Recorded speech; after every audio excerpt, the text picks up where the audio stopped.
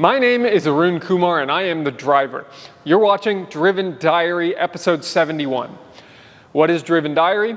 It's the documentation of my life as I build a billion-dollar automotive service business called Driven Auto Co.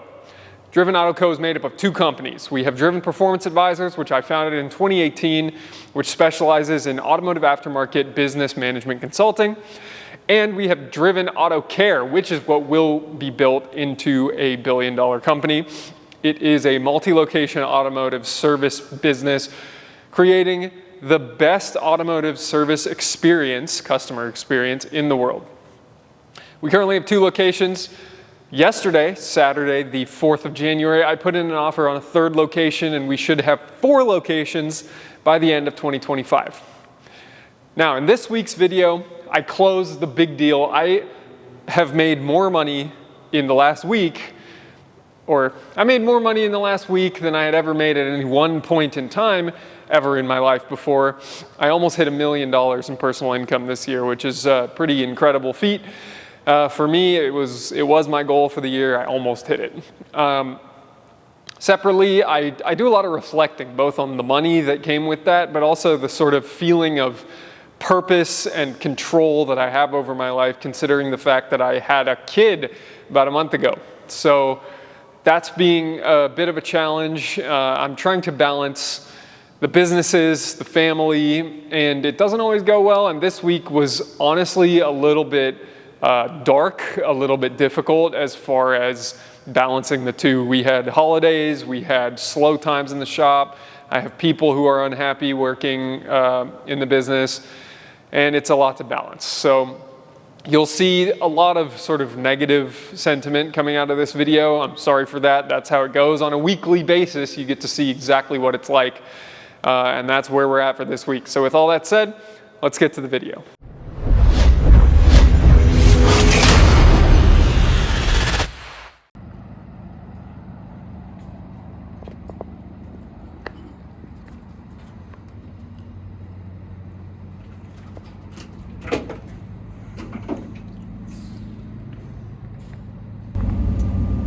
Monday, 10:50 a.m. Welcome to the next Driven Diary episode. I'm in the truck. I'm driving from Campbell to Fremont. I've got a Acura TSX on this trailer behind me here, and I have it there because the only tech we have working in Campbell for only one more week, but only 1 week we have only one tech working in Campbell, but he called in sick this morning, so Campbell shop is now officially closed until the new year, unfortunately. But so I'm taking a car that's nearly done up to Fremont in hopes we can get it done today, get it back to the customer. And separately, the big deal closes technically tomorrow, but we're trying to get everything done today so that we can close before banks open tomorrow and we can get payments out on New Year's Eve. Very exciting stuff. Very, very exciting stuff. What else? What else is going on? I've been on calls all day. I'm doing quite a lot for the big deal. The Campbell shop is getting concrete polished floors, as you saw in that last clip. The concrete polishing guys are there today and tomorrow. So that is exciting as well. Hectic. I felt bad. I had to leave Alex basically there by himself with the concrete guys in Campbell because there's no techs to work. So I've taken this car and I'm headed to Fremont, where I will be on calls for another few hours. The guys can work on this car along with a few others that are going to go out today in Fremont, which is great. Hopefully that $25,000 Porsche job is just about to leave. And that's all for now.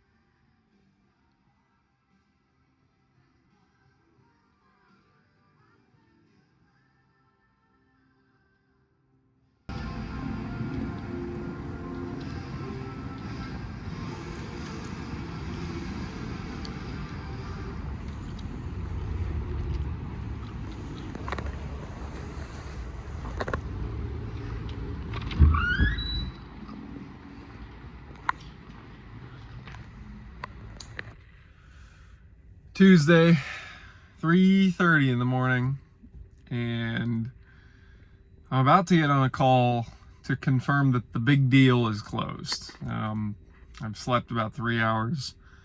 I was up very late working on the deal. We've reached a very close to concluded point. The actual closing call is at 5 a.m. Pacific, but 3:30 we have a quick internal meeting just to confirm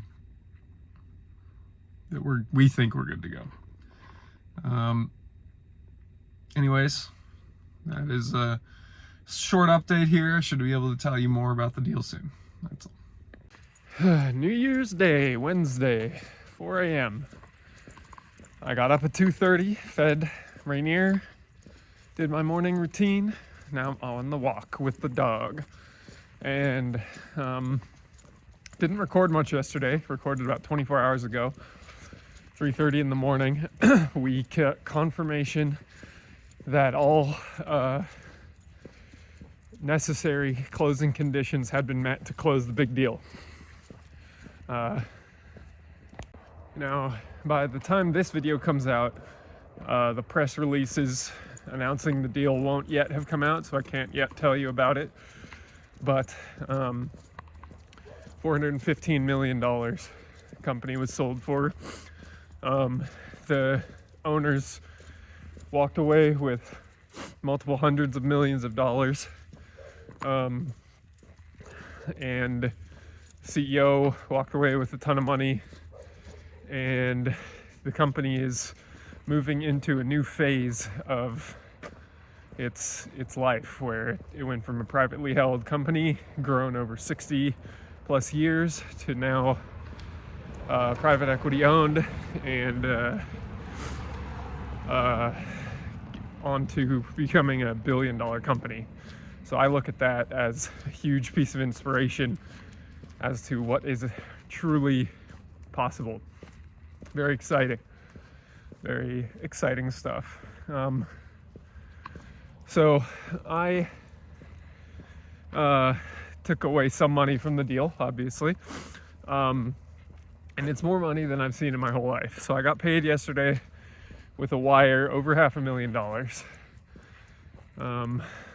And it feels good because, I'm at a point in my career where I know what I'm very good at. I'm very good at understanding how a company works and executing legal financial structuring transactions with excellence because of my passion for the automotive industry. Like, I understand these companies better than anybody else, and I can help sell them or help make them better through some sort of investment or joint venture or sale such as this to make the company better. It's what I'm good at. So, I said that to myself many years ago when then I started Driven Performance Advisors. I started independent consulting to automotive companies, and I know I'm good at it. So validation came through for that, where I said I was going to make $1 million in 2024. I think I came up a few tens of thousands short. But overall, still a very good result for the year. Most money I've ever made in a year. Personally. And yeah, so that feels very good. And I paid off my student loans 14 years early. I paid off the Driven Auto Care line of credit that I used to buy the Campbell shop, so I'm now ready to buy a third shop. And bought my wife a very nice piece of jewelry that is her finally a little overdue push present for giving birth to Rainier. For Foss, our first kid, she got an engagement ring upgrade this year. She's getting a very nice tennis bracelet. So yeah, that's what came of that. There's more money to be invested into my future. Still in the bank account, which is good, a little security in the meantime, but will show you what happens with all that as it comes. But I'm trying to invest in my future. I didn't go buy, an S-Class or a Murcielago yet, despite the fact that I most certainly wanted to. I paid off personal debt so that I can have stronger borrowing against assets in the future, and I paid off my safety net for Driven Auto Care, so no more personal investing into the business.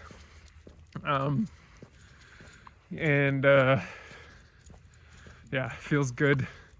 Today's just another day. It's a year only in terms of period of time to measure. And now that measurement period is over, I will be looking back on all the data from the year, and we will be looking ahead to reset those measurements. And that's it. My arm is very tired holding up the phone. It's dark, you can barely see me. That's my story for this morning. It's just another Wednesday. No resolutions here. Just keep going. Stay driven.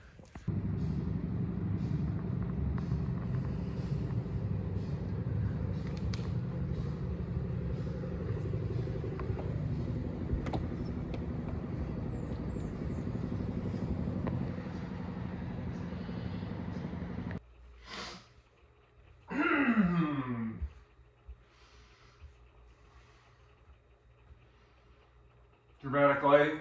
How about that? Friday morning, and I just finished my workout, and my workout took a little longer than it should have because my son woke up in the middle of it crying, and I had to stop and feed him and then go back to my workout.